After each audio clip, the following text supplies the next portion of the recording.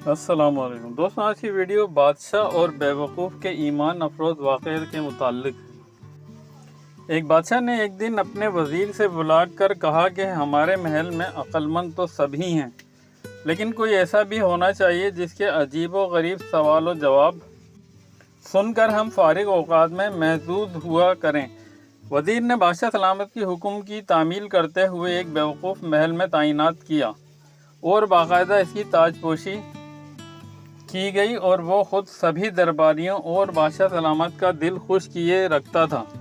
خیر، وقت گزرتا گیا اور ایک دن بادشاہ سخت بیمار ہو گیا۔ جب طبیبوں اور حکیموں نے جواب دے دیا تو بادشاہ نے اپنے آخری وقت کی تکلیف اور پریشانی دور کرنے کے لیے بیوقوف کو طلب کیا اور اس سے کہا کہ آج تم سوال کرو اور ہم جواب دیں گے۔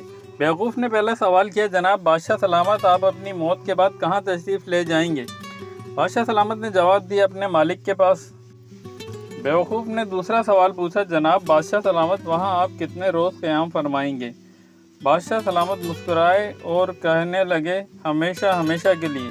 بیوقوف نے اپنا تیسرا سوال پوچھا، بادشاہ سلامت، آپ نے اپنے لیے آرام، قیام و طعام کا انتظام بھی خوب کیا ہوگا۔ بادشاہ سلامت نے ایک دم سنجیدہ ہو گئے اور جواب دیا کہ نہیں، میں نے تو کوئی بندوبست نہیں کیا۔ بیوقوف نے اپنے سر سے بیوقوفی کا تاج اتارا اور بادشاہ سلامت کے سر پر رکھتے ہوئے بولا، مجھ سے زیادہ اس تاج کے حقدار آپ ہیں۔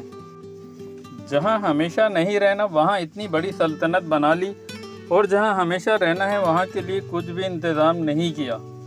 دوستوں، ویڈیو پسند آئی ہو تو لائک، شیئر اور سبسکرائب ضرور کیجیے گا۔ جزاک اللہ۔